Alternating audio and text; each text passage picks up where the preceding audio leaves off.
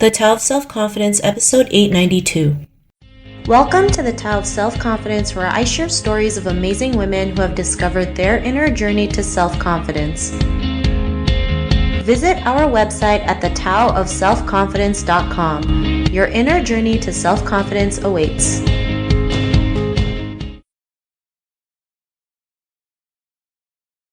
Well, hello, friend. Welcome to the Tao of Self-Confidence, where I share stories of amazing women who have discovered their inner journey to self-confidence. I'm your host today, Sheena Yap Chan, and today I have another amazing lady on the show today. She is a global director, corporate and professional services procurement, and I'm super excited to have her on and share her story today on self-confidence. So without further ado, I'm going to introduce you to Megha Malik. Megha, how are you today? Maybe you can fill in a little bit more about yourself to the listeners. Hi, Sheena. Thank you so much for having me on the podcast. Megha Malik. I have been recently part of the Asian women group, mentoring group circle called WISE, and that's how I got to meet you, Sheena, and learn a little bit about your journey. I'm excited to just share my story, a little bit of where I come from, and whatever little I can do to help all the women out there. Thank you so much, Megha. And it's so great that we're also part of the US PAC WISE cohort program, which has been so amazing to just connect with amazing women just like yourself, meeting up at in-person events, doing our mentorship circle. It's been a blast because as women, it's really important to have that collaboration, that camaraderie, that sisterhood, so we can create the changes that we want to see. So thanks for sharing that. And what's your cultural background? That was an interesting question for me to think about a little bit. I've recently been on a path of self-discovery against this. I was reading A Culture Map by Erin Meyer, and honestly, it only confused me further. And so I had to actually look up a definition of what does cultural background mean. And it said it includes customs, language, traditions, religion, education, social and economic factors that shape individuals and their sense of belonging in a specific society.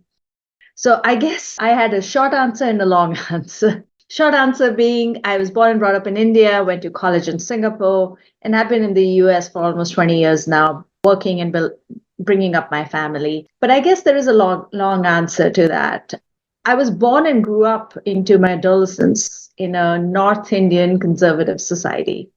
Those cultural and traditional beliefs still form the foundation of my being. But I found my education in a very cosmopolitan but still Asian environment in Singapore. And that shaped my sense of independence and pride in those young adult years.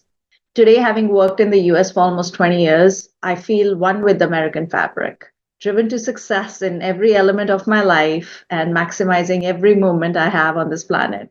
And honestly, my corporate behaviors are more akin to the American cliches. But working with global organizations and teams, I am still surprised at how I evolve daily. So that was a long drawn version of my cultural background.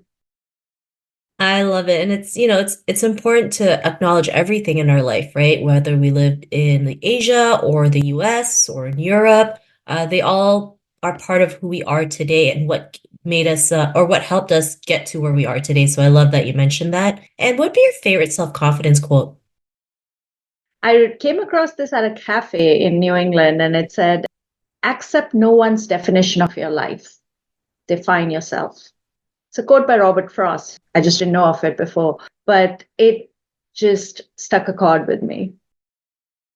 I love that because especially as women, we feel like we're always defined by something. Like even if you're a mother, you're defined as a mother and nothing else. And I've seen a lot of moms once their kids go away for college, they get lost because their role as a mother is pretty much gone because they're off on their own, they're off into the real world, they're getting into adulthood. And so, that definition is really like who we are authentically, what our personalities are, what our skills, our capabilities, the good, bad, and the ugly. So I really love that you mentioned that great quote. And Megha, what's your definition of self-confidence? This is hard, right? How do you define self-confidence for yourself? And I truly believe it changes in every life stage. Today, probably it means to trust and believe that the choices and decisions I am make today are going to be based on the information I know and understand in the moment. To not live my life with regrets and what ifs. To know that I'm enough and don't have to live to anyone else's standards. That's a great definition, especially knowing that we're more than enough. As women, our self-esteem brings us down. We always think the worst of ourselves, myself included. I'm guilty of it. And we really have to remind ourselves our true power, our true self-worth, and what we can accomplish. We may not be able to figure it out at that moment, but we are capable to figure it out as we go in this life, in this journey called life, full of roller coasters and twists and turns. So I love that definition that you mentioned. And Megha, what was your life like before your discovery of self-confidence? I don't think there is a life before or after, right? Still trying to find that self confidence.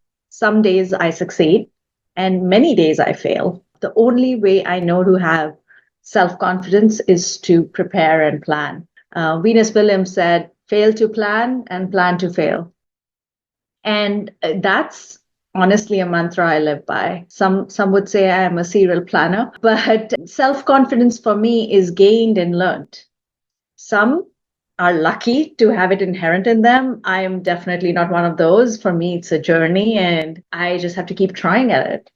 And that's how I would say there is still a journey. Thanks for sharing that. And of course, self-confidence is a lifelong journey.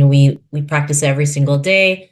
There's going to be things that will pop out of nowhere that's going to test us and build our strength and character and our courage. And it's important to have the tools and resources to help us navigate through those challenges, right? So we know what to do the next time it occurs. So I'm grateful that you're able to share that. And I was just curious, what was that aha moment that made you realize you were more than enough to be the woman who you are today, especially, as a woman in corporate, it's not always easy, especially, as a woman of color. There's still a lot of biases, whether it's gender or cultural, unfortunately still happens, right? But what was that aha moment that made you realize no matter what the circumstances are, I'm going to make it happen? I think in short, it was lower your expectations. It was interesting because I've always, and I'm sure I'm not the only one doing this, have set very high standards for myself and by association of others around me. And the problem with that was that the only one getting disappointed when things didn't happen the way I wanted them to was me. And it caused a few years back, I was driving myself to extreme anger, depression, and almost a constant state of frustration. And then something clicked, and I decided to drop those expectations of both myself and others around me. Sorry, the best way to put it, suddenly I found a calmness in my life that I had not experienced before. I was happier. I felt less bound by what others were doing and what their expectations were of me. And I focused more on what I could control myself, which meant that I knew what I could achieve within my own limitations, and I was not waiting for somebody else to deliver against those.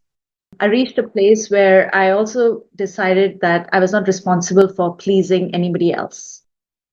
And I had to just go back to the basics of literally who am I and what's more important to me. Thanks for sharing that. And I can totally understand when you set high expectations and you don't meet those expectations and you get so bogged down by it, you feel like it's the end of the world. You feel like you can't do anything else because you have this expectation of what it looks like in your head, and then it becomes the total opposite in real life. So I love that you're able to say, sometimes I just need to lower it. I just need to let go of it and just live as my true self. Especially like in Asian culture, one of the biggest things we were really good at is like seeking approval from our parents, right? Because they gave us life. So we have to do everything they tell us to do. And that can really take a toll on us, right? Because we feel like if we don't meet their expectations, we're a failure in life. And it took me a while to let go of that expectation so I can move forward in my life. So I love that you mentioned that. And because of your realization, what's your life been like now? I would say I've got some more control in my life. And don't get me wrong, I'm a control freak. But when you stop having expectations of others, you drive things as and when you want to and how you want it. I still believe I can hold high standards, but I'm only limited by myself. So to me, it actually also gave me back more confidence in myself because I was not waiting for somebody else to judge me. But I agree with you. I was actually recently with family back in India, and I am 40 plus, and I was talking to my aunts and uncles, and we were all really talking about how no matter how old we get, we are still trying to get our parents' approval. And we don't know why, we don't necessarily need it, but that's what we are craving for some reason. In some ways, it's that balancing act of saying, okay, I am who I am, and either you accept me this way or not. Thanks so much for sharing that. And Megha, to the woman who's listening to your episode, she may be in her own journey to self-confidence. What would be that one tip you would give to her? Be kind to yourself and be selfish. If it's okay to want to constantly define what's important to you and it will keep changing, let it. And just do it for yourself first. I love those tips that you mentioned. I mean, especially like being selfish. Like it's okay to be selfish, especially when we've been trained all our life to always please everybody else and forget ourselves. Like self-love and self-care is really important in our daily routine because without it, we're going to get burnt out. We're going to feel like we're not good enough. And we're always, having that expectation again of always striving for the next level when we don't have to. So thanks for sharing that great tip. And if our listeners wanted to get to know a little bit more about you and what you do, is there any links or social media profiles we can connect with? Absolutely. You can always reach out to me on LinkedIn. It's probably the best way to connect with me. Awesome. Well, thanks for sharing that. And to our listeners, if you want to connect with Megha, you can also head on over to thetowofselfconfidence.com and search for Megha's name. Her show notes will pop up along with everything else that we talked about. And I really just want to thank Megha today for taking the time to share her story and tips with us on self-confidence. So thank you so much, Megha. Thank you, Sheena. Really appreciate this. And thanks for inviting me over. Not a problem. It's such an honor to have you on the show. And to our listeners, be on the lookout for another new episode of another amazing woman's journey to self-confidence. And we'll talk to you soon. Bye for now. Thank you for tuning in to another amazing episode of The Tao of Self-Confidence.